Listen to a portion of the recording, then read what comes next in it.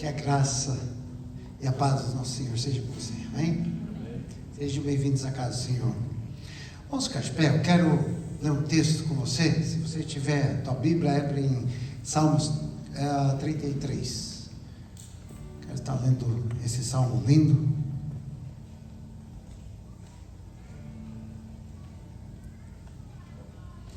Quem estiver lá fora, vamos entrando, por favor, para nós iniciarmos o culto. Salmo 33, a palavra do Senhor diz assim: cantem de alegria ao Senhor, vocês que são justos, aos que são retos, fica bem louvado. Louvem o Senhor com harpa, ofereçam-lhe música com lira de 10 cordas. Cante-lhe uma nova canção, toquem com habilidade ao aclamá-lo. Pois a palavra do Senhor é verdadeira, Ele é fiel em tudo o que faz. Ele ama a justiça e a retidão. A terra está cheia da bondade do Senhor. Mediante a palavra do Senhor foram feitos os céus e os corpos celestes pelo sopro da sua boca. Ele ajunta as águas do mar num só lugar. Das profundezas faz reservatórios. Toda a terra tema ao Senhor. Tremam diante dele todos os habitantes do mundo. Pois ele falou e tudo se fez. Ele ordenou e tudo surgiu. O Senhor desfaz os planos das nações e frustra os propósitos dos povos. Mas os planos do Senhor permanecem para sempre, os propósitos do seu coração por todas as gerações. Como é feliz a nação que tem o Senhor como Deus, o povo que ele escolheu para ele pertencer. Dos céus olha o Senhor e vê toda a humanidade. Do seu trono ele observa todos os habitantes da terra. Ele que forma o coração de todos, que conhece tudo o que fazem. Nenhum rei se salva pelo tamanho do seu exército. Nenhum guerreiro escapa por sua grande força. O cavalo é vã a esperança de vitória. Apesar da sua grande força, é incapaz de salvar. Mas o Senhor protege aqueles que o temem, aqueles que firmam a esperança no seu amor, para livrá-los da morte e garantir-lhes vida, mesmo em tempos de fome. Nossa esperança está no Senhor. Ele é o nosso auxílio e a nossa proteção. Nele se alegra o nosso coração, pois confiamos no seu santo nome. Esteja sobre nós o teu amor, Senhor, como está em ti a nossa esperança. Amém? Vamos orar? Querido Deus, nós te agradecemos porque nós podemos estar na tua casa nessa noite, Senhor. Te agradecemos porque o Senhor está aqui no nosso meio. Santo Espírito de Deus, fala conosco nessa noite. Nos conduz em louvor e adoração. Fala conosco através dos louvores. Fala conosco através da tua palavra. E que acima de tudo, a nossa esperança possa estar sempre em ti, Senhor. É a nossa oração, nosso louvor, nossa gratidão. Em nome de Jesus eu te peço. Amém.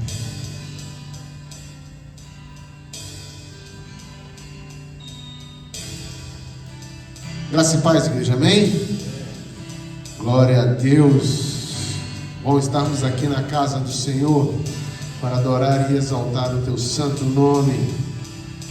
Te louvamos, Deus, na grandeza da tua santidade. Damos graça, ó Pai, pelo privilégio de estar aqui neste lugar, nesta tarde, adorando o teu santo nome.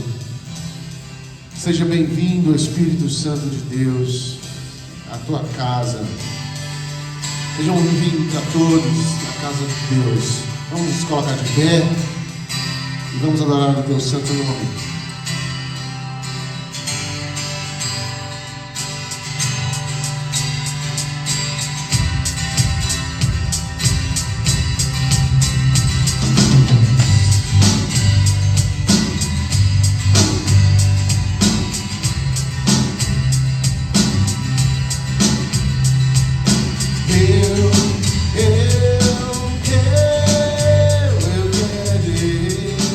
Anos 90 lembra dessa.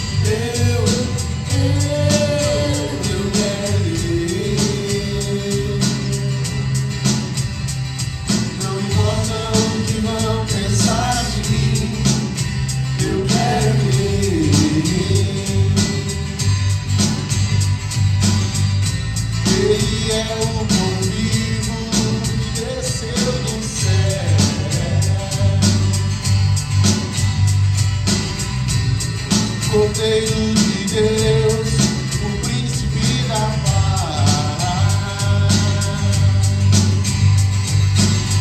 Ele é a raiz de Davi, ele é o leão de Judá.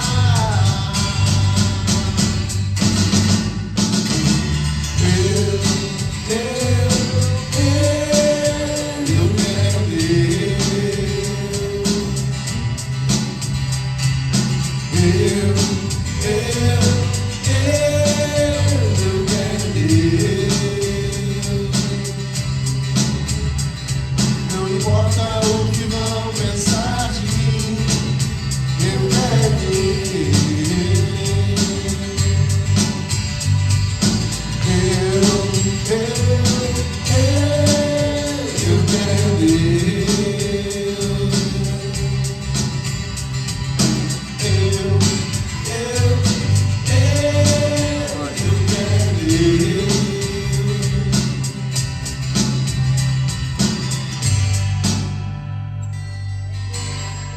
Aleluia! Essa música eu lembro que eu tinha 18 anos de idade, nos grupos de jovens das igrejas no Brasil. É muito antigo. Pré-histórico.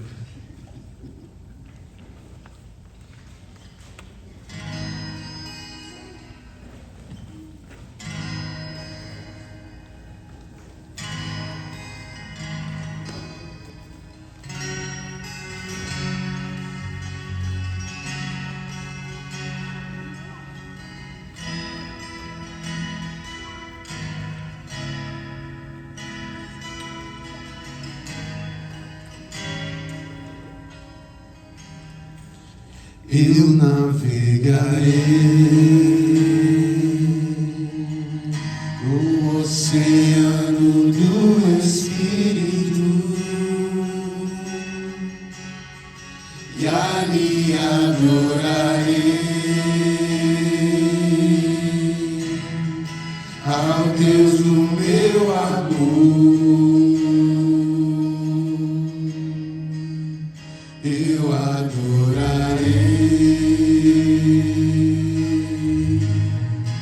ao Deus da minha vida, que me compreendeu sem nenhuma explicação. Espírito, Espírito, que desce como fogo, vem como em Pentecoste e enche-me de novo. Eu navegarei no oceano do Espírito e ali adorarei ao Deus do meu amor.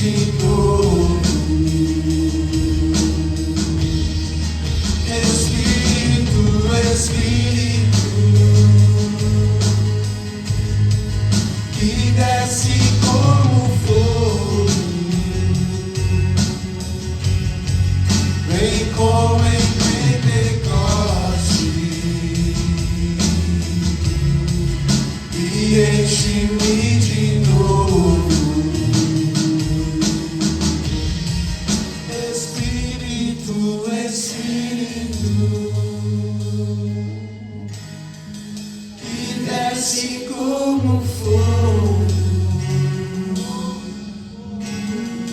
vem como em Pentecoste e enche-me de novo. Declaro mais uma vez. Espírito, Espírito, que desce como fogo, vem como em Pentecoste e enche-me de novo.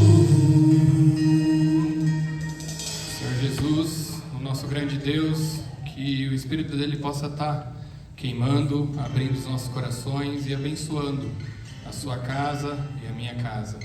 E se você faz parte dessa igreja, você está convidado, e eu diria que até como um mandamento de Cristo, a ajudá-la em oração, a ajudá-la com seus talentos e também ajudá-la financeiramente na medida do possível aqui. E a gente tem o e-transfer da igreja, que é .central@yahoo.com, ou aqui o gasofilácio. E se você tiver esse privilégio ou aceitar o convite de colaborar com a igreja, é assim que a gente paga a luz, ajuda nos materiais para as crianças, ajuda no mantimento da casa do Senhor, e que Ele possa estar abençoando a sua vida nesse dia e toda essa semana.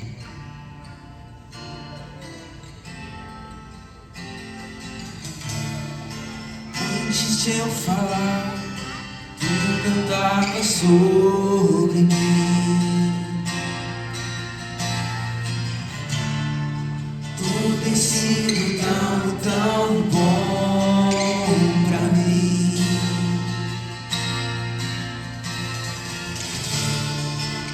Antes de respirar, sopraste tua vida em mim.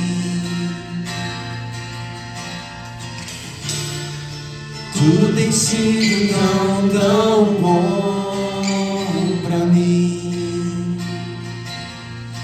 Oh, impressionante, infinito, ousado amor de Deus.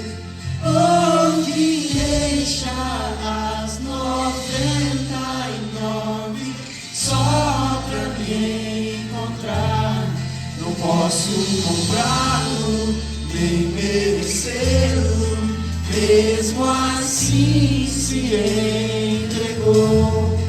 Oh, impressionante, infinito, ousado amor de Deus.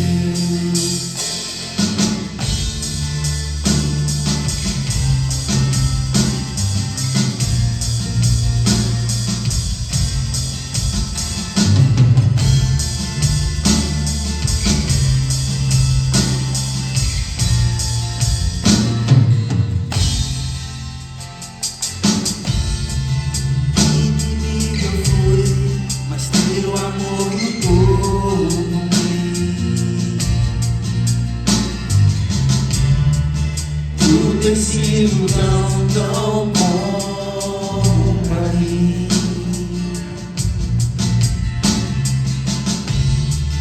Não tinha valor, mas tudo pagou por mim.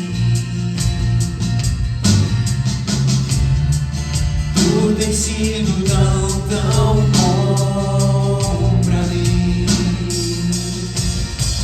Oh, impressionante, infinito, ousado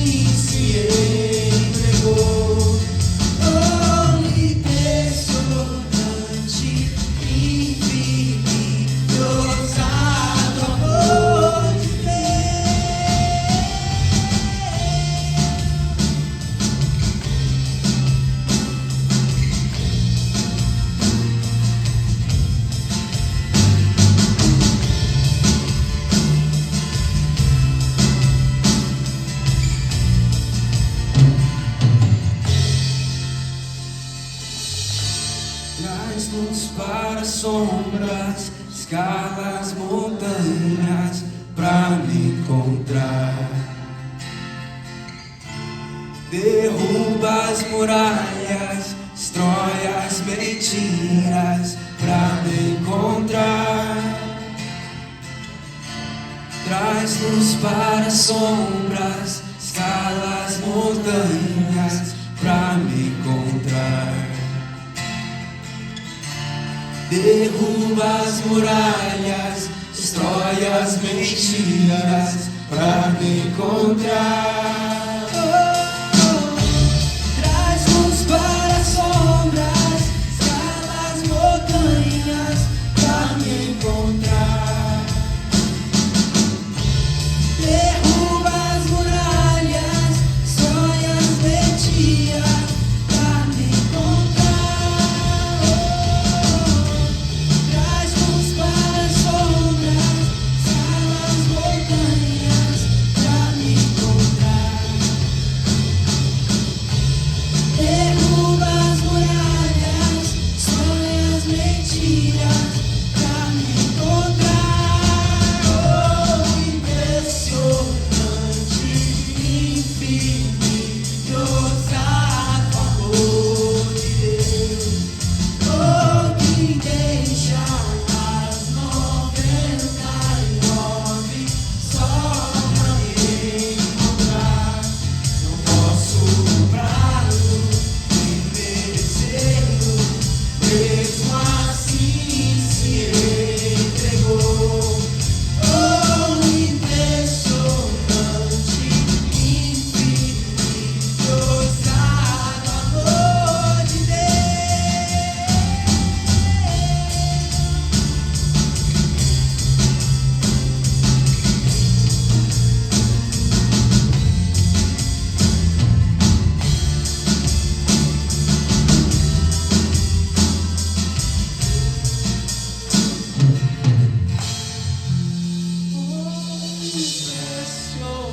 Impressionante, infinito, ousado amor de Deus.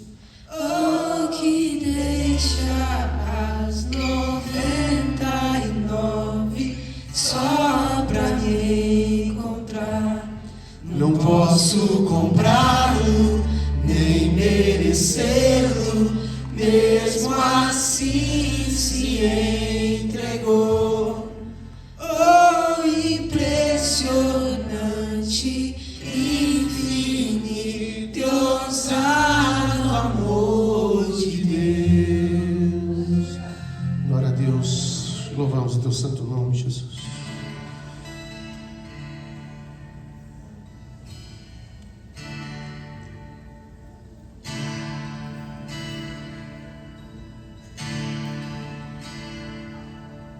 Me escutas quando clamo e acalma o meu pensar. Me levas pelo fogo, curando todo o meu ser. Confio em ti, confio em ti.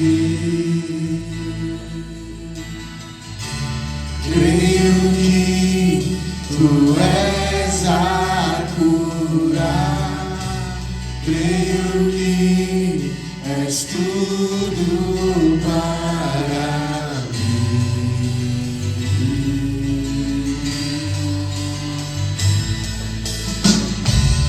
Creio que tu és a vida, creio que não há outro igual a ti. Jesus, eu preciso de ti.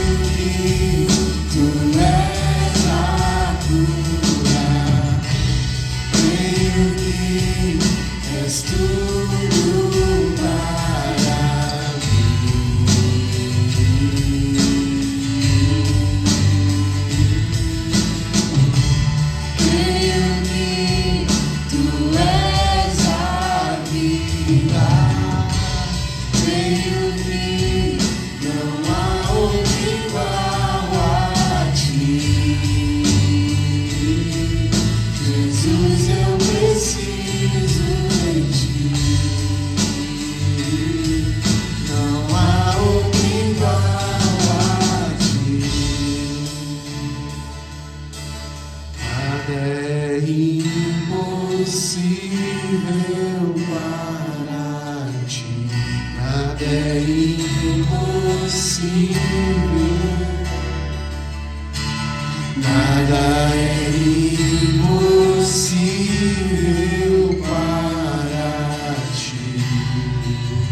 Tens o meu mundo em tuas mãos, nada é impossível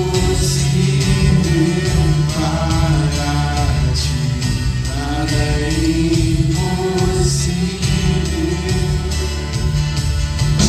nada é impossível para ti. Tens o meu mundo em tuas mãos.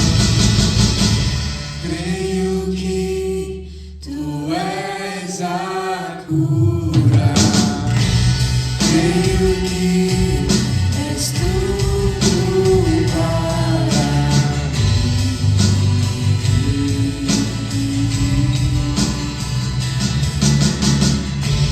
Creio que tu és a vida. Creio que não há outro igual a ti. Jesus, eu preciso de ti. Creio que tu és a cura. Creio que és tudo para mim.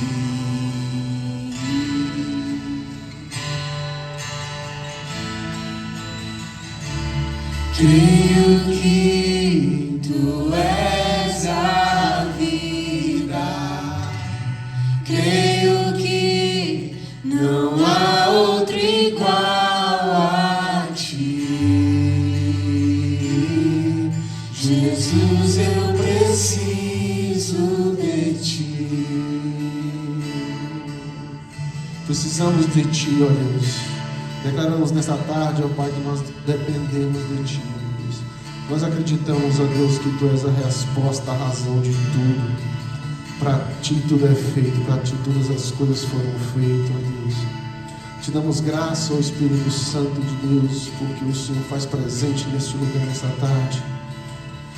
Obrigado, ó Deus, por mais um dia de vida, mais um dia, Senhor Deus, nesta Tua casa, onde ainda temos, ó Deus, o direito e a oportunidade de adorar o Teu santo nome, ó Deus. Ó Deus, que o Senhor possa preparar os nossos corações agora, ó Deus, para ouvir a Tua palavra, ó Deus. Que esta palavra possa entrar em nossos corações e que nós possamos sair daqui diferente de que entramos, ó Deus. No nome do Teu Filho Jesus, é que te agradecemos. Amém.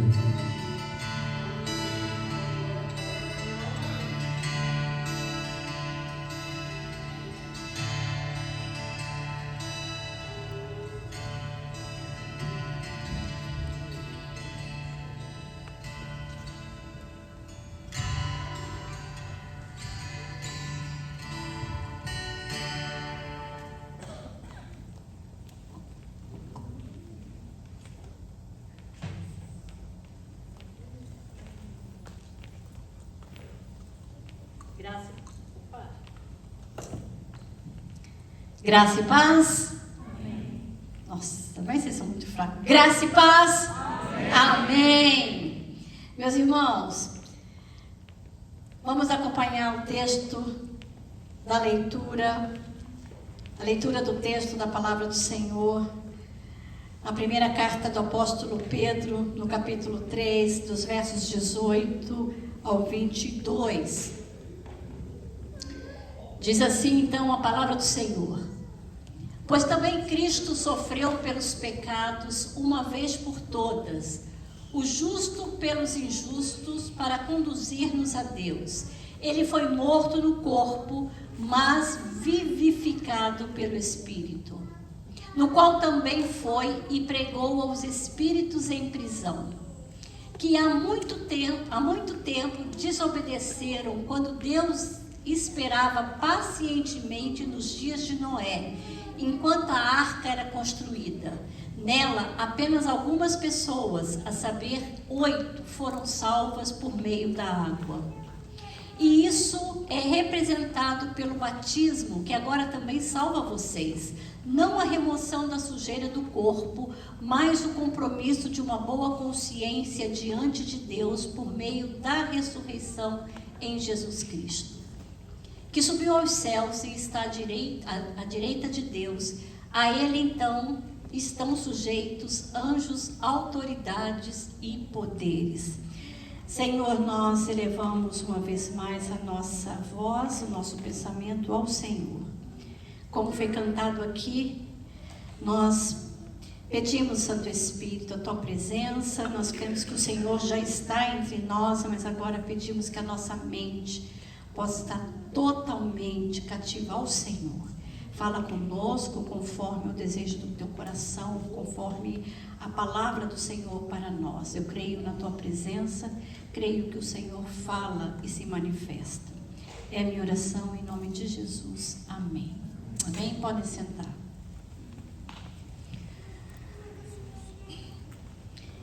Deixa eu só olhar aqui.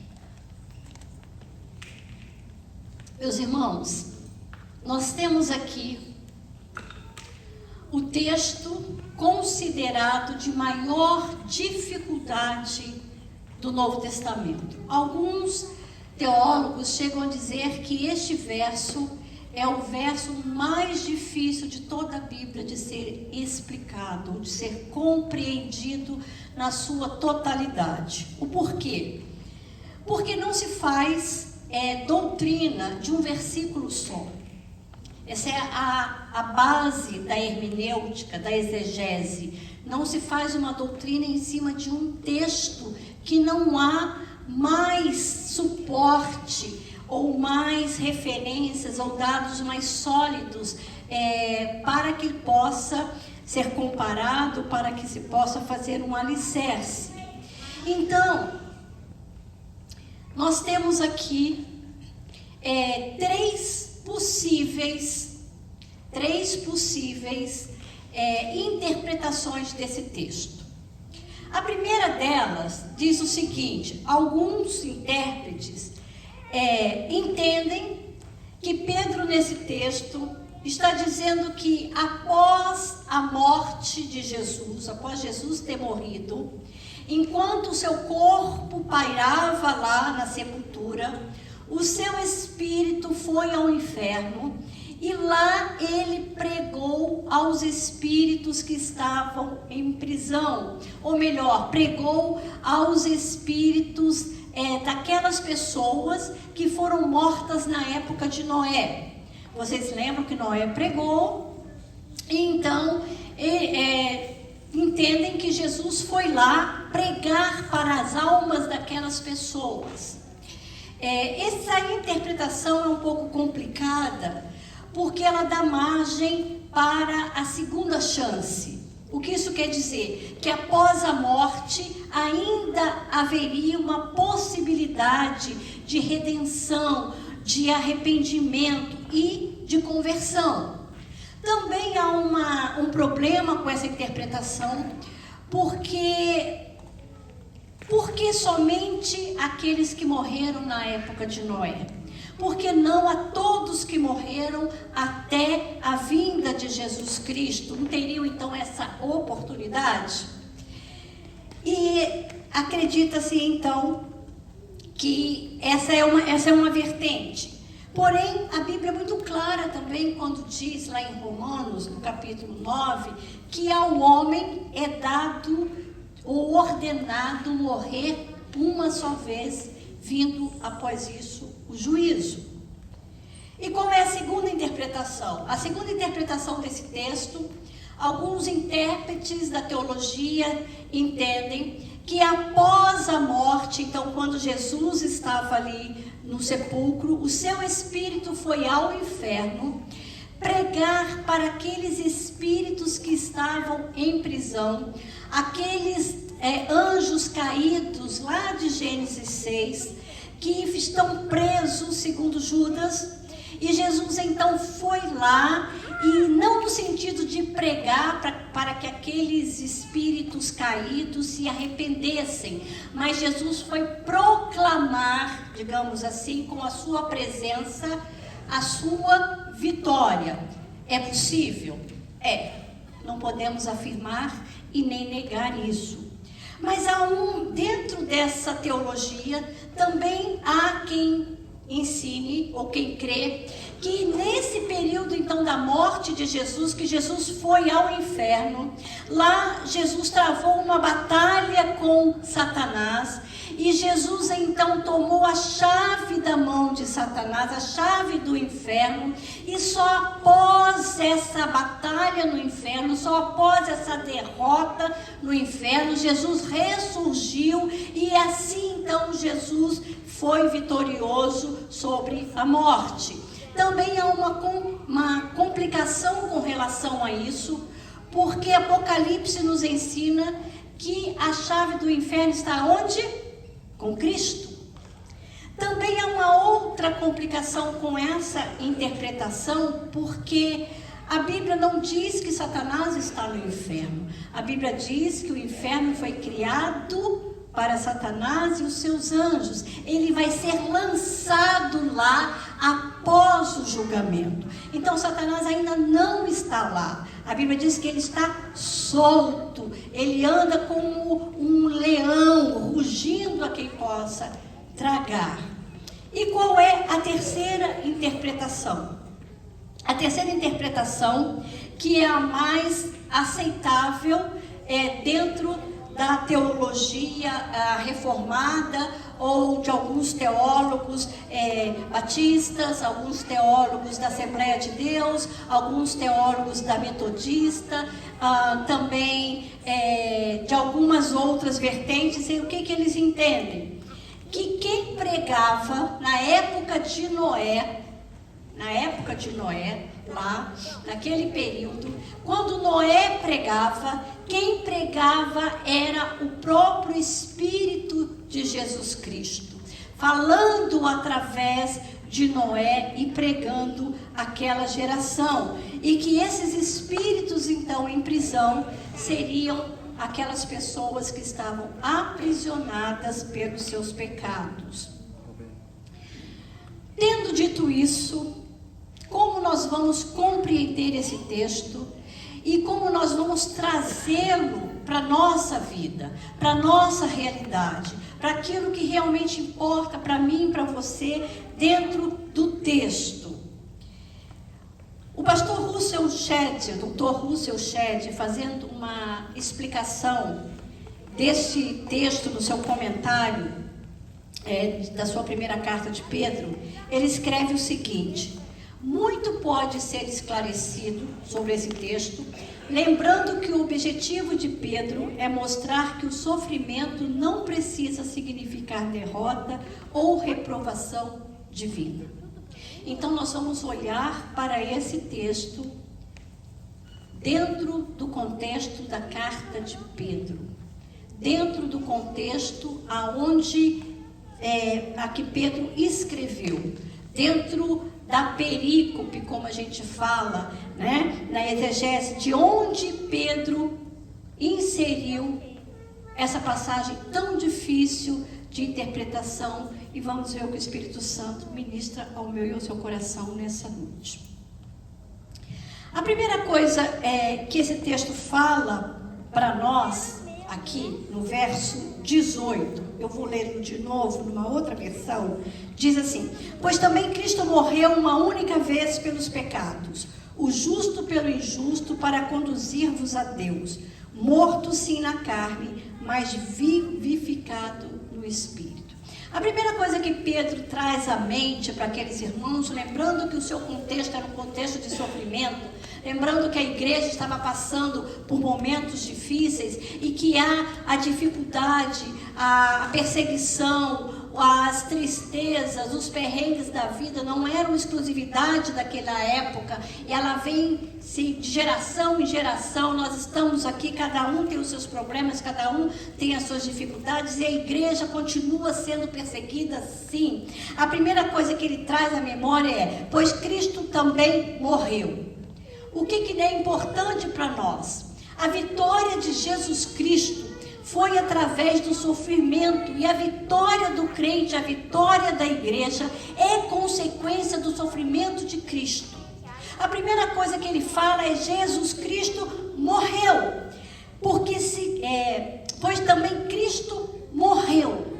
Meus irmãos, se nós, como cristãos, não entendermos essa verdade, se não pegarmos essa verdade para nós, que Cristo morreu, e Ele morreu por causa do seu pecado, por causa do meu pecado, por causa do pecado da humanidade. Mas quando nós falamos pecado da humanidade, nós temos a tendência de generalizar. Mas Cristo morreu pelo seu pecado, Cristo morreu pelo meu pecado. Eu preciso me incluir nessa história. Eu preciso entender que a causa da morte de Jesus, o que levou Jesus à cruz, foi o meu pecado. Não foi só o pecado de fulano, só o pecado de ciclano, não, o meu. E o que é pecado? Pecado é praticar, dizer, pensar, imaginar qualquer coisa que não esteja em perfeita concordância com a mente, a vontade e a lei de Deus. Ou 1 João no capítulo 3 diz que o pecado é a transgressão da lei. O pecado é tudo aquilo que nós fazemos que vai contra o princípio da palavra de Deus, que vai contra a vontade de Deus, que vai contra o anseio de Deus para nós vivermos numa vida santa. E o pecado, ele é resultado de uma escolha livre. O pecado, nós temos a possibilidade de dizer não ao mal, mas a nossa natureza é pecaminosa, a nossa natureza é má, porque nós nascemos em pecado. E portanto, porque a nossa natureza é pecaminosa, nós podemos quebrar essa lei de Deus, nós podemos quebrá-la no pensamento, nós podemos quebrá-la com a atitude, nós quebramos no nosso coração, porque o pecado, ele não é só um ato externo, mas ele começa dentro de nós. Ele começa a ser maculado, ou pensado, ou imaginado dentro do nosso coração.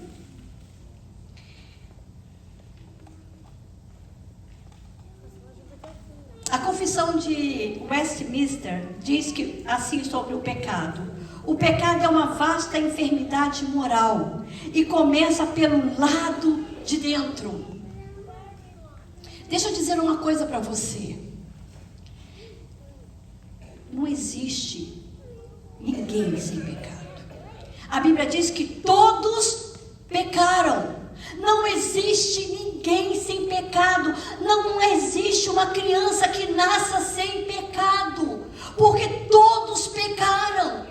A criança, ela já nasce em pecado, porque essa é a natureza dela. Ela não existe anjinho, ela é pecadora. Então qual que é a diferença? A diferença é que a criança, quando ela é bebê, quando ela é pequenininha, ela ainda não cometeu um ato voluntário de pecado. Ela ainda não teve dentro do seu coração uma possibilidade de pecar. Ela ainda não teve a oportunidade de cometer um ato que fosse contra a vontade de Deus, mas todos pecaram. E você vê que à medida que ela cresce, ela vai tendo a oportunidade de ser egoísta, ela vai tendo a oportunidade de desobediência, ela vai tendo a oportunidade, e o papai fala: não, você não pode fazer, e ela vai e faz, porque é a nossa natureza. Nós herdamos isso de Adão e Eva. Então todos nós nascemos pecadores. Porém, Paulo, ele nos recorda que há vitória sobre esse mal. E o pecado só pode ser vencido através de Jesus Cristo. A única vitória desse mal é Jesus Cristo, é a sua morte vicária. E Pedro vai dizer: olha, Cristo morreu uma única vez. Essa substituição foi única, ela não vai se repetir, porque não há mais necessidade. Porque Cristo fez isso. Ele deu a nós essa oportunidade de nós nos reconciliarmos com Deus. E Ele vai dizer, e isso uma única vez, o justo pelo injusto. Você é pecador, mas aquele que entregou a sua vida a si mesmo, ele não era pecador, ele não era injusto, mas ele se fez pecado, ele se fez injusto por você. E isso não foi uma coisa assim romantizada, isso não é cena de filme, isso é a história que Deus escreveu para que você possa ser livre do pecado. Olha o que Isaías diz. O profeta Isaías, no capítulo 53, diz assim: era desprezado e o mais rejeitado entre os homens, homem de dores e que sabe o que é padecer. E como um de quem os homens escondem o rosto, ele era desprezado e dele não fizemos caso. Ele foi oprimido e humilhado, mas não abriu a boca. Como cordeiro foi levado ao matadouro e como ovelha muda perante os seus tosqueadores, ele não abriu a boca. Então o que Isaías disse é que esse Jesus, o Filho de Deus, o Cordeiro de Deus, a providência de Deus para tirar o pecado do mundo, ele veio, ele foi na carne, ele foi humilhado, ele foi desprezado, ele foi rejeitado, ele sofreu toda sorte de injúrias por causa do seu pecado e do meu,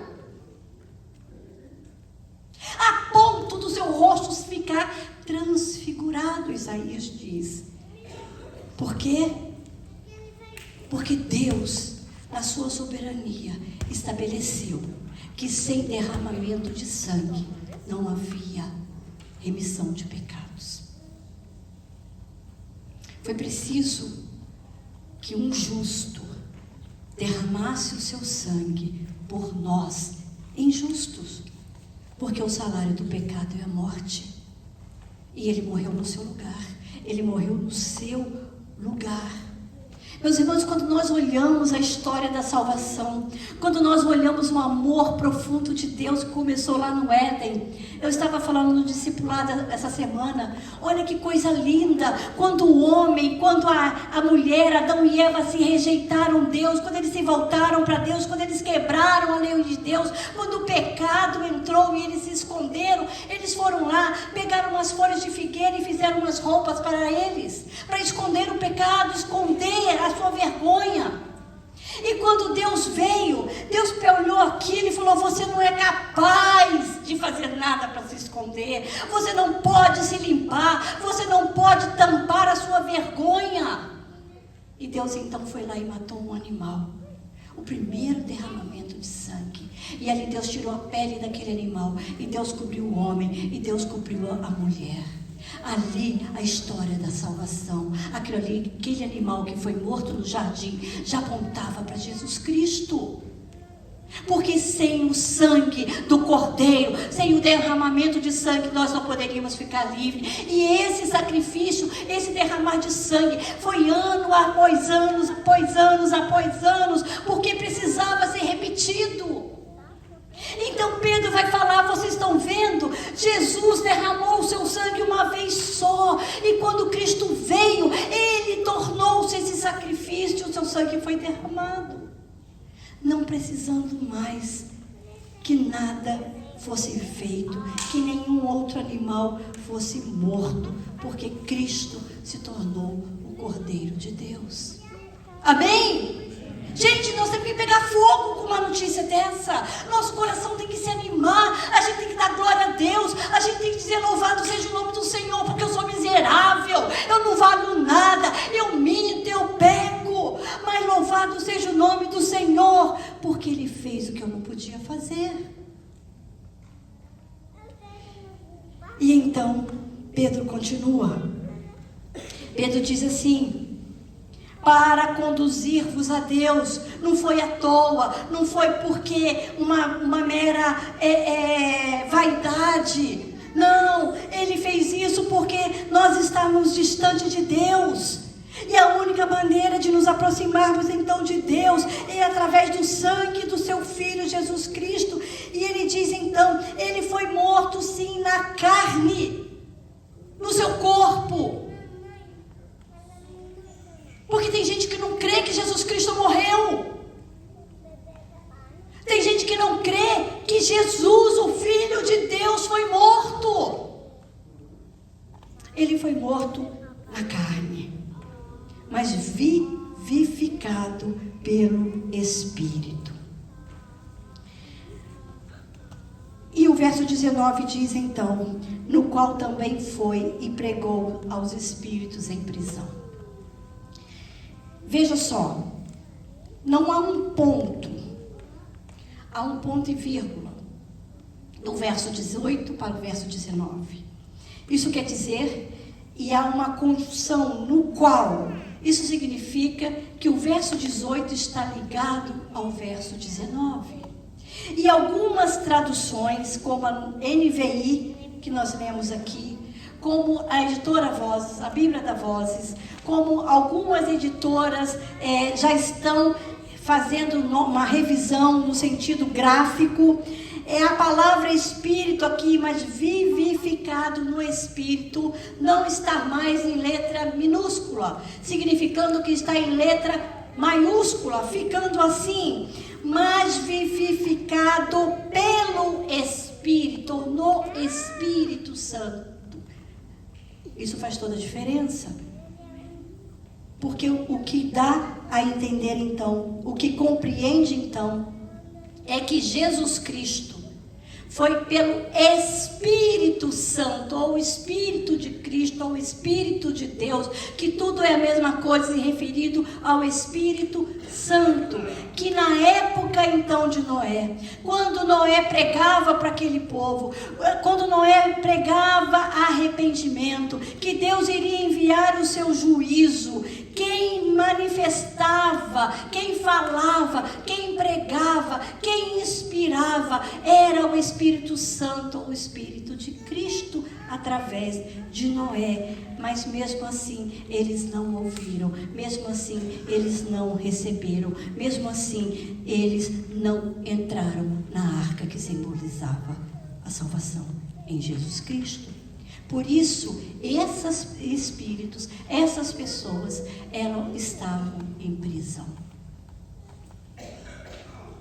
Elas estavam em prisão, porque não se arrependeram, não aceitaram a mensagem e não entraram na arca. E aí você fala assim: tudo bem, Meire, mas o que isso tem a ver comigo hoje? O que isso significa para nós hoje? Meus irmãos, quando nós olhamos o texto, quem foi Noé? Noé foi um homem chamado por Deus, o único justo que Deus encontrou. E Deus levantou Noé para pregar arrependimento, porque o juízo de Deus ia vir sobre a terra. Deus então levantou aquele homem para pregar o arrependimento, para pregar o seu juízo, e Deus mandou que ele construísse uma arca, e quem entrasse naquela arca ficaria livre da forma como Deus iria julgar o mundo, que era através das águas, que era através do dilúvio. Quanto tempo Noé pregou? Quanto tempo? 120 anos. Não é isso? Não foi isso que Noé pregou? Eu estou errada? 120 anos pregando arrependimento, dizendo: olha, vocês podem se salvar, porque Deus está mandando salvação. Era Cristo pregando. Noé foi chamado do pregador da justiça. Acredita-se que Noé pregou na geração mais perversa que já existiu na face da terra. Se você acha que nossa sociedade hoje está mal, não chegou o que era da época de Noé, a ponto de Deus se enojar daquele povo. Mas o que aconteceu? Embora Noé pregasse, embora a salvação estivesse ali, embora Deus mandasse uma maneira de que eles foram salvos e eles não ouviram, Noé permaneceu fiel ao seu chamado. Ele pregou, ele insistiu, ele apontou para a arca, mas as pessoas não quiseram, mas ele continuou pregando.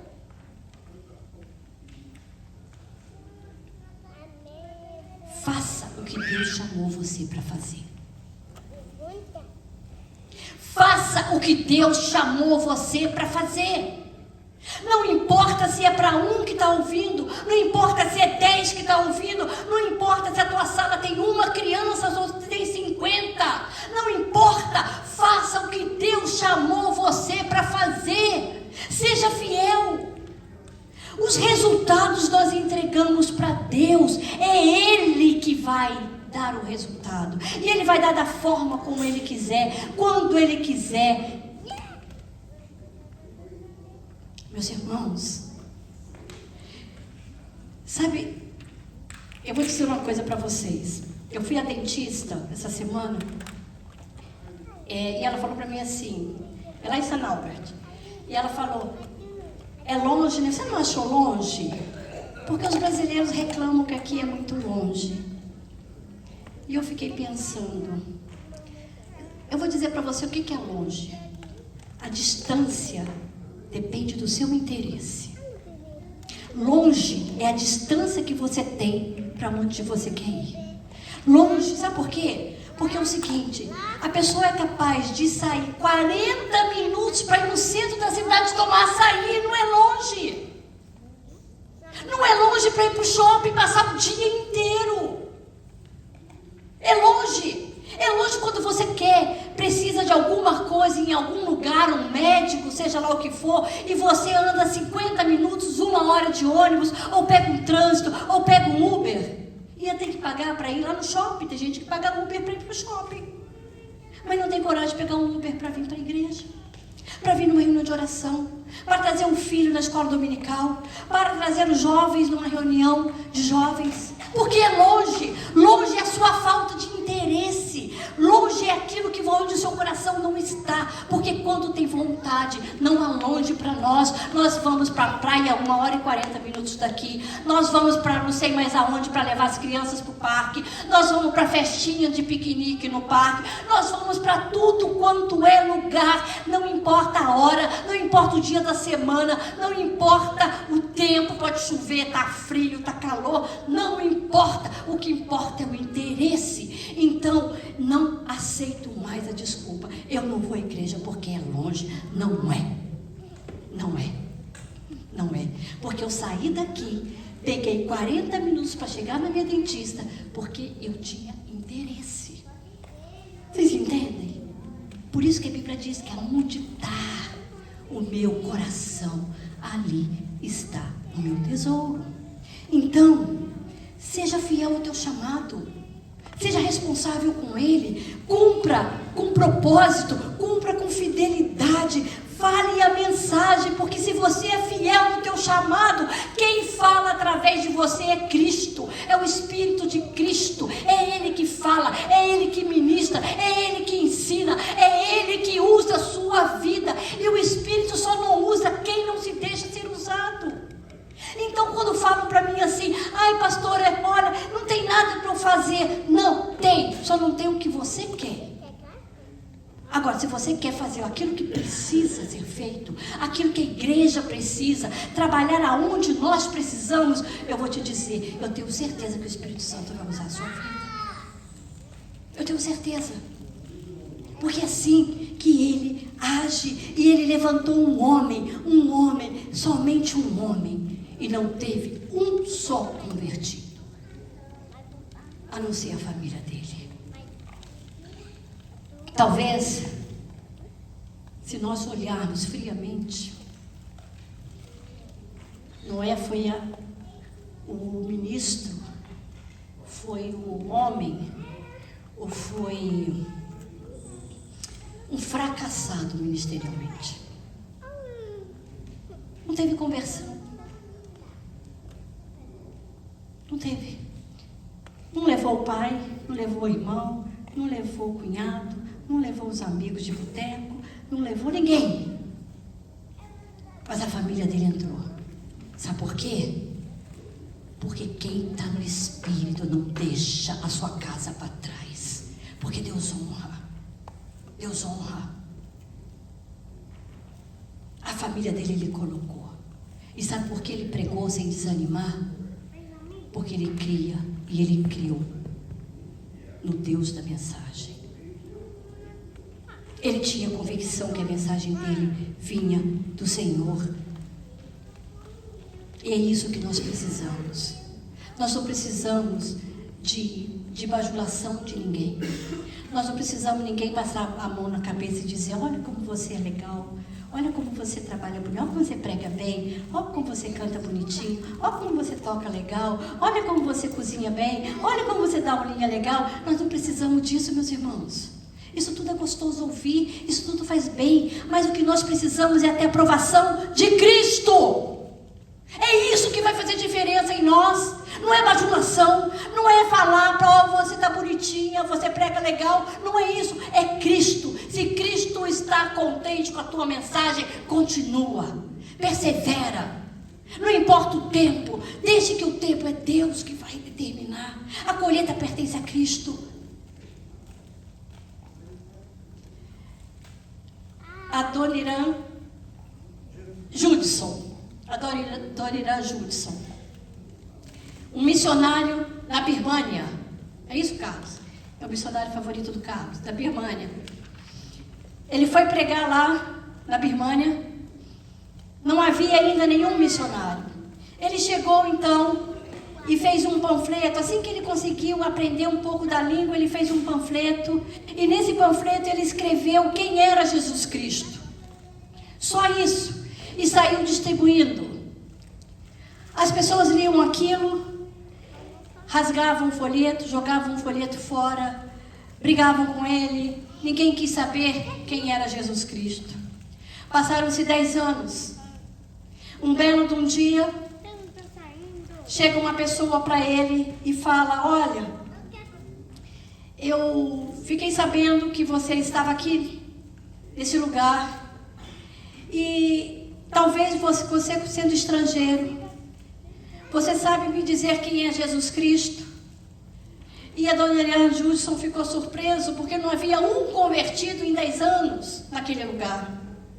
Ele falou: como assim? Quem foi que pregou para você? Tem um missionário na sua vila? Ele falou: não, eu sou de uma vila distante. Tem algum missionário lá? Não, não tem. Mas acontece que nós encontramos um folheto na casa de um tio. E esse folheto só está escrito quem é Jesus Cristo. E tem alguns textos, tem algumas coisas aqui. Nós entendemos quem é Jesus Cristo. E entregamos a nossa vida para Jesus Cristo. Nós somos em 30 pessoas, mas nós só temos isso e não sabemos mais nada de Jesus Cristo.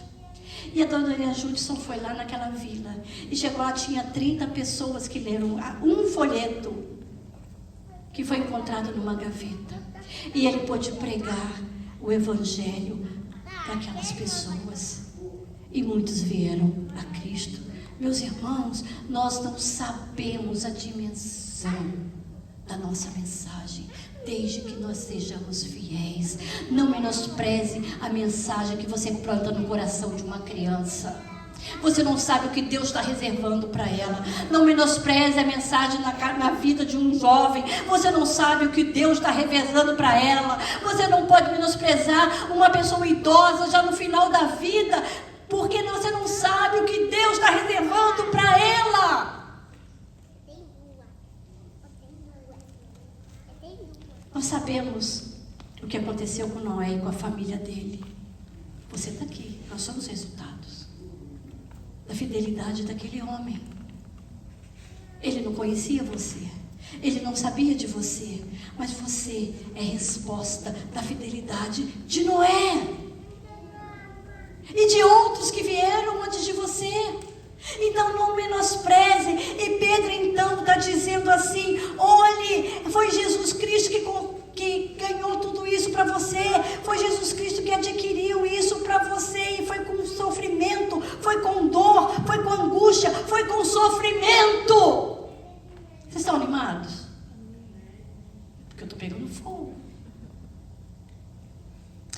ele então, trazendo isso, ele diz assim: os quais noutro tempo foram desobedientes, quanto à longanimidade de Deus, que Deus aguardava nos dias de Noé, enquanto preparava a arca, no qual poucos estavam. Aí ele vai dizer assim: a saber, 8 pessoas foram salvos através da água, a qual, figurando o batismo, agora também vos salva, sendo remoção da imundícia da carne, mas a indagação de uma boa consciência para com Deus por meio da ressurreição de Jesus Cristo. A que batismo Pedro se refere? Se nós entendemos que o batismo não salva, o que Pedro está dizendo aqui, ele não está se referindo ao batismo que o crente passa após a sua conversão a Jesus Cristo, o batismo pelas águas. Esse batismo é profissão de fé. Esse batismo é uma declaração de que você compreendeu o batismo que aconteceu antes, que foi na cruz, o batismo de Jesus Cristo. Ele está se referindo à salvação em Cristo, a transformação, a limpeza, a purificação, a santificação que ocorre de dentro para fora. Dentro para fora. É o batismo nas águas, é o testemunho visível de algo invisível. Daquilo que Cristo faz dentro de nós. Porque assim como a arca de Noé simbolizou a salvação daqueles que entraram nela, simbolizava a salvação do dilúvio ou do juízo de Deus. Agora, e ela apontava para a cruz de Jesus Cristo, porque aquele que está em Cristo é o quê?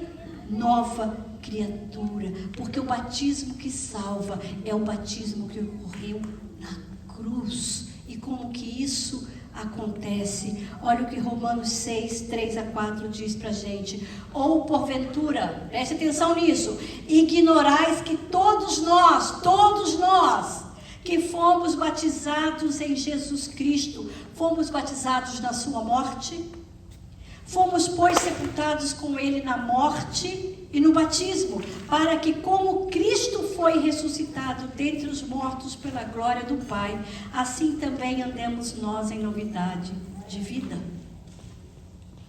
Meus irmãos, em Cristo nós somos regenerados. Em Cristo nós somos purificados. Assim como a água, ela limpa o nosso corpo, o sangue de Jesus Cristo nos purifica de todo pecado. Assim como a água purifica o corpo, o sangue de Jesus Cristo purifica a nossa alma.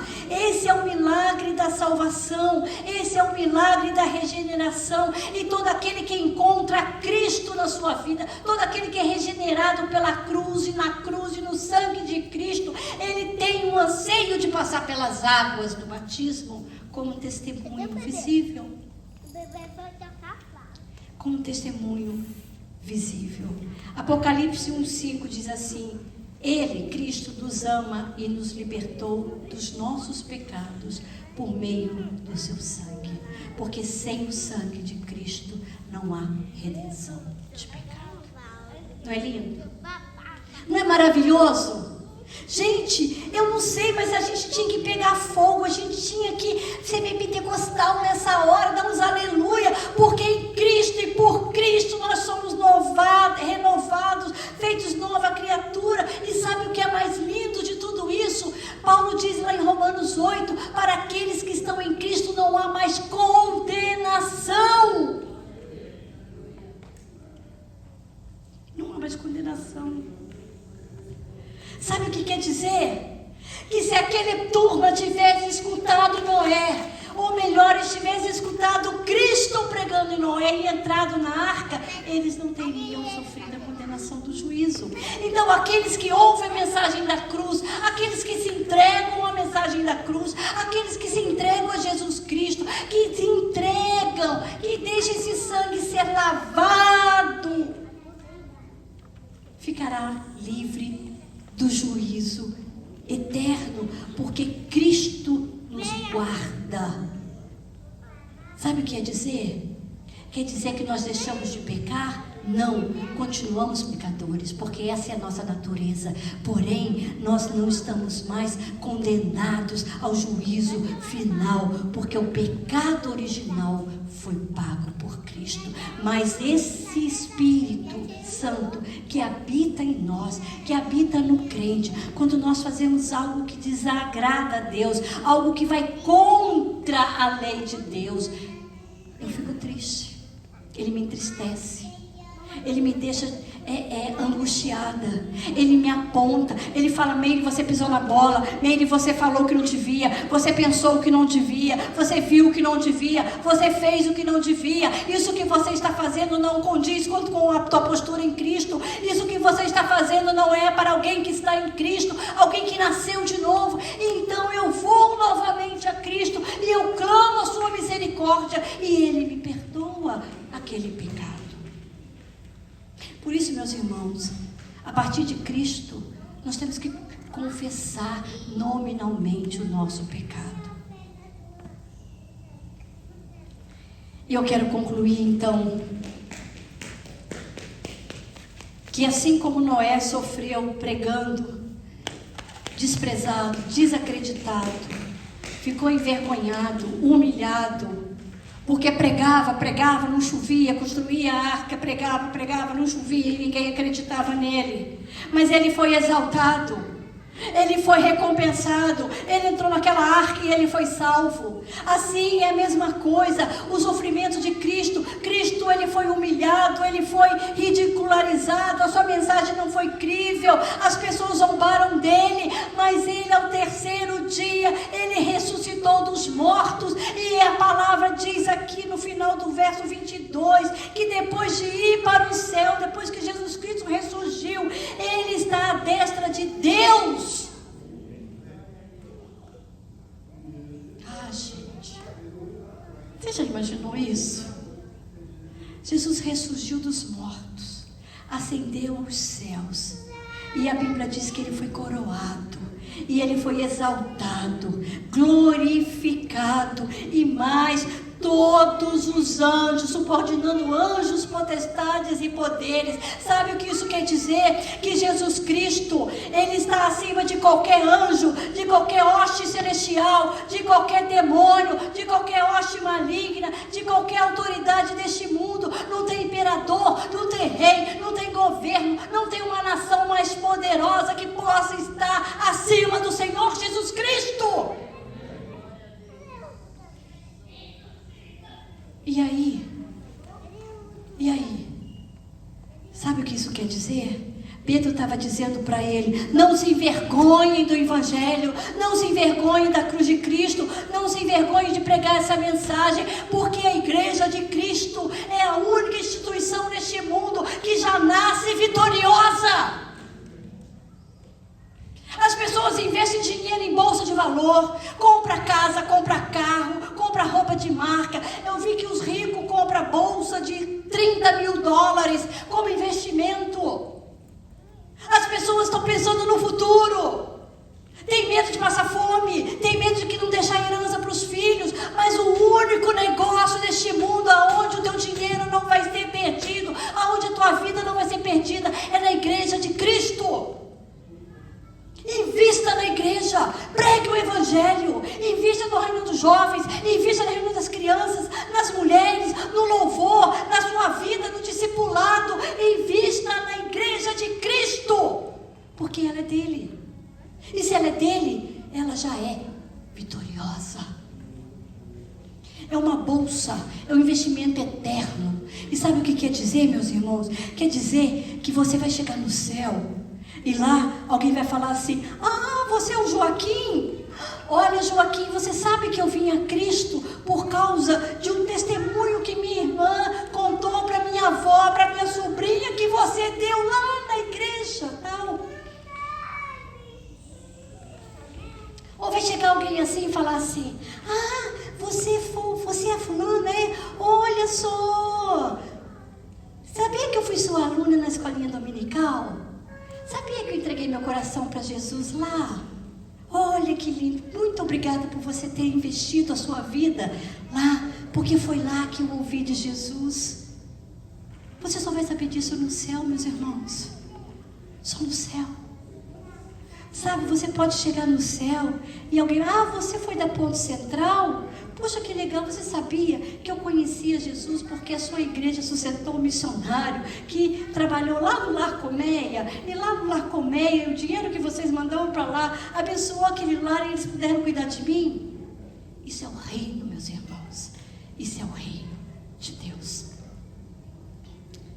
Então, o que esse texto traz para nós? Vocês viram que eu me empolguei, né? O que esse texto traz para nós? Cristo foi ao inferno pregar para as almas lá da época de Noé? Não sei, pode ser. Não tem como provar. Sim nem não. Cristo foi lá aonde aqueles anjos caídos estão presos para testemunhar que Ele é vitorioso? Não sei, pode ser. Mas o que esse texto traz para nós e que Pedro queria dizer é que não importa se eles estavam sofrendo. Noé sofreu e não desanimou. Cristo sofreu e pelo sofrimento dele, a igreja de Cristo é vitoriosa. E você é vitorioso. E você é salvo somente em Cristo e por Jesus Cristo. E diante disso, com base nisso, nesse sofrimento que teve o corpo dele totalmente desfigurado, moído, transpassado naquela cruz, por aquele sangue que foi vertido. Você pode pegar o álcool em gel para mim, fazendo um favor, tá ali? Pelo seu corpo e pelo seu sangue, pelo que Ele fez por mim e por você, é que nós podemos estar aqui hoje e celebrar essa mesa. Vamos ficar de pé. Você já teve a oportunidade de agradecer o que Cristo fez por você? Você já entregou a sua vida totalmente ao esse Senhor, ao senhorio absoluto de Jesus? Você já passou pelas águas como um testemunho de ter passado pela cruz? Se você já é batizado no nome do Pai, do Filho e do Espírito Santo, se você está em comunhão com a sua igreja, você é convidado a participar desta mesa. Enquanto o louvor canta, eu quero convidar você, a Thalísia e Tiago, por favor, para servir os irmãos. Cristo, manso e humilde, assentou-se à mesa.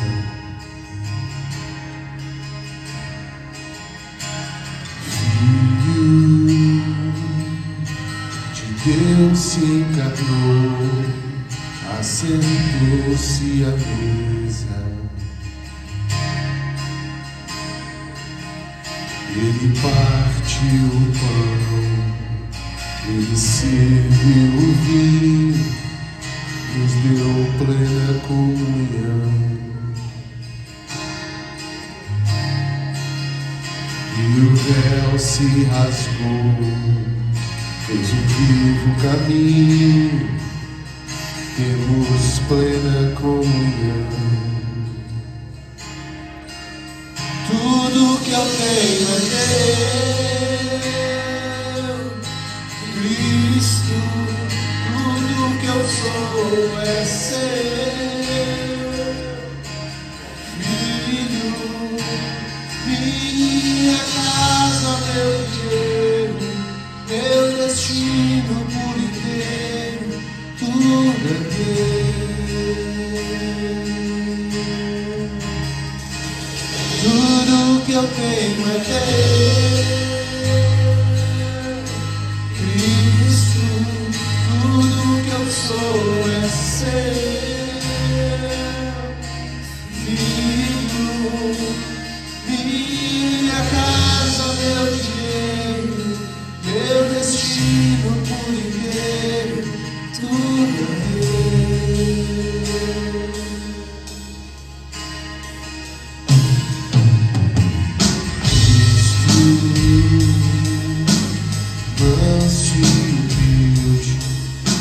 assentou-se à mesa.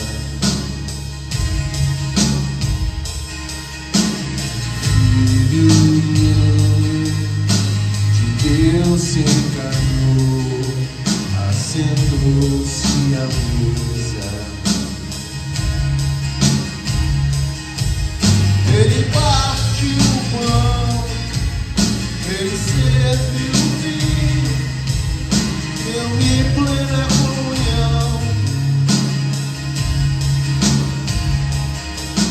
E o véu se rasgou, fez um vivo caminho, temos plena comunhão. Tudo que eu tenho é teu.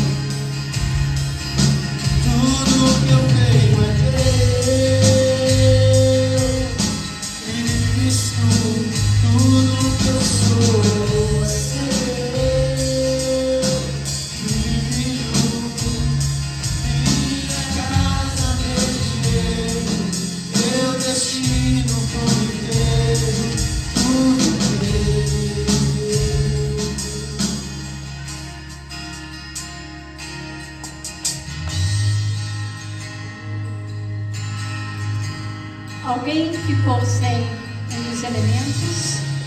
Meus irmãos, a igreja, essa mesa não é da ponta central, é de Cristo. Então, todos são convidados. Todos receberam?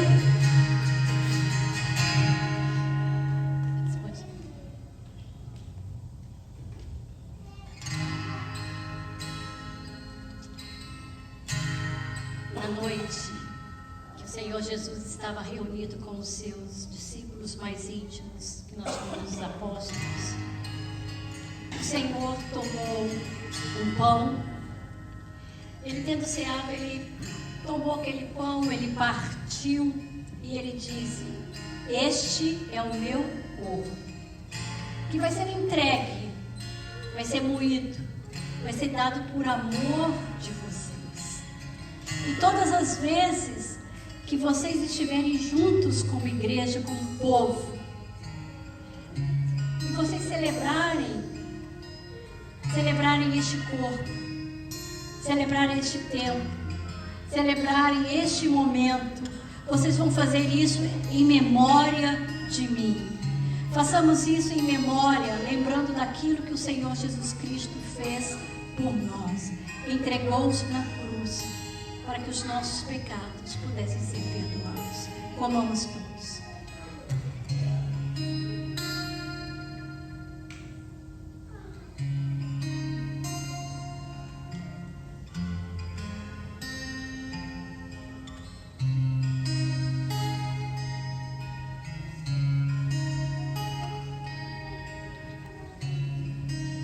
E do mesmo modo, depois então de terem comido o pão, o Senhor pegou um cálice e ele disse: este cálice é o cálice da nova aliança, é o meu sangue que será derramado por vós.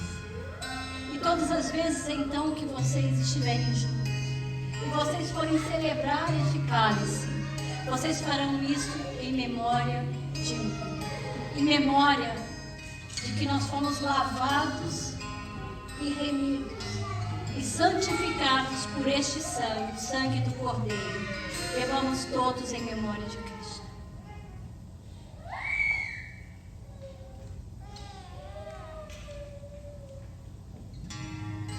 Senhor nosso Deus, nosso Pai, nós te louvamos porque o Senhor um dia sonhou com a gente, o Senhor um dia nos criou, o Senhor um dia nos desenhou. E obrigado, Pai, por essa oportunidade de te adorar, de te louvar e de reconhecer que o Senhor é Deus, o Senhor é Senhor, o Senhor é o nosso dono, o nosso Criador. E como nós louvamos, ó Pai, tudo que a gente é seu, tudo que é nosso é seu. E obrigado, ó Pai, porque o Senhor não precisa da gente, nunca precisou, mas o Senhor nos convida, ó Pai, para a sua família e nos adotou como filhos, ó Deus. Obrigado pelo teu amor, obrigado pelo teu sacrifício, obrigado pela tua obra, ó Pai, na cruz. Obrigado, Deus, porque a gente tem esse privilégio e a gente precisa, ó Pai, estender esse mesmo convite e essa mesma graça, Pai, para aqueles que o Senhor colocar no nosso caminho. Ajude para que a gente possa estar sensível ao Teu Espírito Santo. Ajude, ó Pai, para que a gente possa ser alguém que é útil nas Tuas mãos, ó Pai. Alguém que aproveita as oportunidades e alguém, ó Pai, que não faz com relaxo nem com desdém. E alguém que pode, ó Pai, estar sensível à Tua voz e reconhecer que a gente não é nada e a gente precisa do Senhor. Ajude-nos, ó Pai, e obrigado, porque o Senhor é Deus, nós te louvamos e te agradecemos, porque o Senhor venceu a morte e o Senhor está acima de todos e de tudo, soberano e no controle, ó Pai, desse universo e das nossas vidas. Muito obrigado, ó Pai. Nós te louvamos em nome de Jesus. Amém.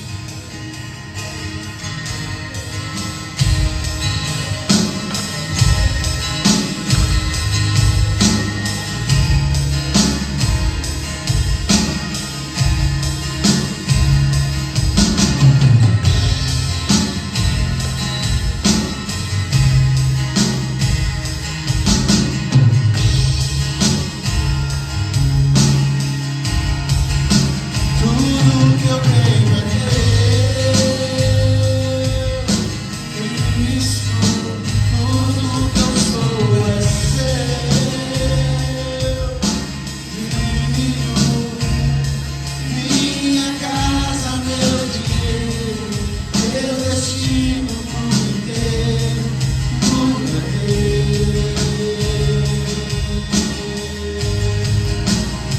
Tudo que eu tenho é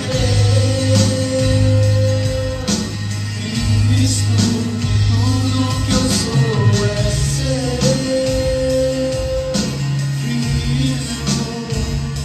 Minha casa, meu dinheiro, meu destino por inteiro, tudo é teu.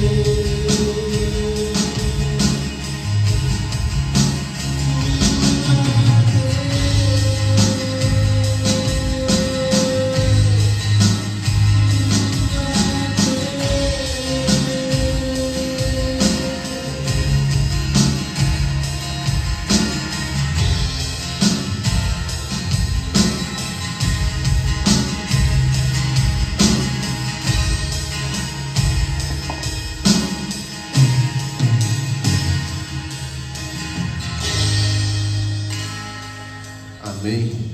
Irmãos, vamos dar uns avisos, já estamos encerrando. Você pode se sentar. Nosso Bible Study continua em todo vento e vapor, toda sexta-feira, às 7h30, aqui na igreja. Convidamos aos jovens a participarem conosco do nosso estudo bíblico aí com os jovens, toda sexta-feira, 7h30. Junto com a reunião de oração com os jovens, nós temos aqui também na igreja nossa reunião de oração, toda sexta-feira, 7h30, aqui também no templo. Que nós possamos, como a pastora disse, né? Não tem nada, tudo é longe, né? A gente não pode vir na sexta-feira de oração, porque às vezes a gente acha que é muito longe, né? Então, convido a igreja a estar participando com a gente aqui na sexta-feira, às 7h30. Depois do Bible Study e da reunião de oração, às 8h30 é o futsal, às 8h30 aqui na quadra da igreja. Também todos os convidados, não paga nada, é só trazer o tênis para estar participando com a gente aí.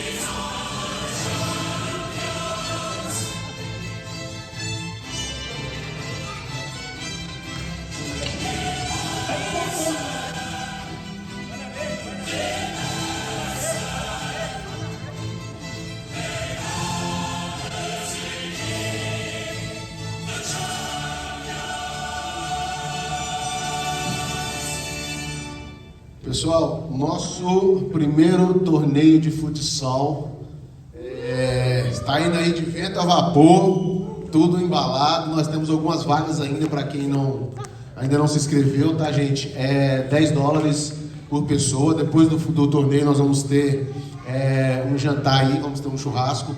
Então, aí quem não vai jogar, tá, gente? Quem quiser vir cá participar também, é $10 o ingresso, então você pode estar participando do torneio. O negócio está esquentando, gente. Já temos premiação, tá? A Seven Star está patrocinando aí a premiação da gente, primeiro, segundo e terceiro lugar, tá? Então o negócio está ficando profissional, hein, gente? Quem não procura, quem tiver alguma dúvida aí, alguma coisa, procura aí. A Bruna Eduardo tá aí não, né? Tá, então pode procurar a Bruna ali, o Thiago, estão por dentro, pode te informar melhor aí, gente, mas vai ser muito legal, dia 23 de setembro, às 27, eu vi 27 e falei 23, 27 de setembro, às 2 horas, tá? Para jogar é vaga limitada, mas para participar não, né? Essa vaga acho que são 30 jogadores, se eu não estou enganado, 30 jogadores, mas você não quiser jogar, quiser vir participar, $10. Tem o link no Instagram da igreja. Quem não tiver acesso ao Instagram da igreja, procura aí o Thiago e a Bruna para poder saber como é que faz a inscrição e fazer o pagamento lá dos $10 para participar do churrasco e do jantar no final do torneio. Cadê a Isabela? A Isadora, cadê ela? A Isadora. Tá, nós temos um treinamento de novos voluntários que vai ser 15 de setembro, segunda-feira, online às 7h30, tá? Para o Ministério de Crianças, tá? Quem tiver interessado, procurar a Isadora, ela tá por aí. Mas procura a Isadora para poder saber como é que faz a inscrição ali online, para poder estar ajudando o nosso ministério aí, gente. Graças a Deus tem aumentado aí, nós temos bastante criança. E tem chegado mais, só que a gente precisa de ajuda aí para tomar conta dessa turma aí. Então vocês procuram aí a Isadora para saber como é que faz para participar desse treinamento aí para poder estar ajudando a igreja. Aulas de inglês, cadê a Camila? Camila tá aí? Entendi hoje. Aulas de inglês, tá? Grupo 1, básico, grupo 2, 3, conversação. Vagas limitadas, $50. Informações tem ali no QR Code. E nós temos a Camila também, ela está lá na cozinha, depois vocês procuram saber quem é a Camila, para ela dar mais informações sobre esse curso de inglês aí. Mulheres com Palavras, dia 20 de setembro, um tempo especial para preparação só para nós mulheres, às 2 horas da tarde, conectando mulheres a Cristo umas às outras. Cadê também? Isabela tá ali, tá, gente? Levanta a mão. Isabela tá ali. Quem quiser mais informações para poder participar também do evento, se inscreve no link. Tem um QR Code ali, gente. Vocês se inscrevem no link ou procura a Isabela também, que a Isabela vai saber dar maiores informações.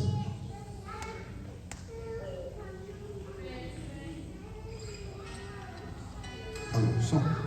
Gente, só para nós finalizarmos, né, que tem mais um anúncio, mas enquanto ela estava falando na mensagem, e a questão de nós pregarmos, de nós sermos fiéis ao nosso chamado, e ela deu inclusive o exemplo do Hudson, Judson e Noé, são pessoas que vão pregando sem saber o que vai acontecer.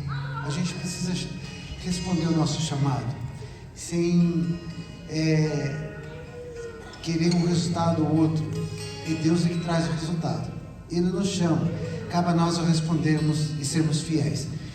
Na quinta-feira, aliás, só para rapidinho, em 2012, eu comecei a acompanhar um rapaz que tinha acabado de abandonar a universidade. E ele foi por um chamado. Muita gente acha que ele falava de política, mas na realidade ele falava de Deus. E no meio de falar de Deus também, ele tratava de outros assuntos e falava de política também. Faz parte da nossa vida. Mas ele começou com uma mesinha bem pequena na frente, escrito: "Me prove que eu estou errado". E ali ele falava de Deus. Eu acompanhei ele desde que ele iniciou. não era fiel, mas estava sempre acompanhando. Vi alguns das convenções, eram grandes, mas eu vou falar uma coisa para você. Infelizmente ele foi covardemente assassinado na quinta-feira. E até o sábado, até ontem, vendo o que estava acontecendo, milhões de pessoas do mundo inteiro, Japão e tantos outros países entraram em contato com a missão dele, dizendo que tinham acompanhado ele. Muitos, e eu vou dar o testemunho de uma pessoa, tinha vários que veio, deram testemunho do que Deus fez na vida dessas pessoas através da vida dele. E a gente não sabe o quanto era amplo o ministério dele. Essa menina, ela veio, mostra a foto dela como um menino. Ela já tinha se transformado. Na universidade ela encontra Charlie Kirk, e ali ela começa a ouvir ele e a debater. As pessoas iam lá para humilhar ele, muita gente. E quem queria humilhar ele chamava ele de nomes de fascista, de nazista e tudo mais. Ele falava: por favor, venha à frente, venha no microfone, fala para mim o porquê que eu sou isso. E ele ouvia com uma paciência que eu jamais entendi como, um amor, paciência, dava risada dos nomes que chamavam ele, mas o efeito está ali. Uma coisa eu lembro de uma entrevista que ele deu, eu falava: por que você quer ser lembrado? Ou por que você faz isso? Ele falou assim: eu faço isso porque Deus me chamou e eu quero ser lembrado por ter sido fiel a Deus. Essa menina então fala assim, e de tantos testemunhos que eu vi, que pessoas se apareceram na internet, ela fala assim: Deus usou a vida do Charlie Kirk para me resgatar. Eu era um transgender, na universidade comecei a ouvir ele. Após 4 anos ouvindo ele, Deus me resgatou. E hoje ela mostra então a foto atual, uma mãe com 2 filhas. Então, a gente precisa responder o nosso chamado e fazer, e ser fiel.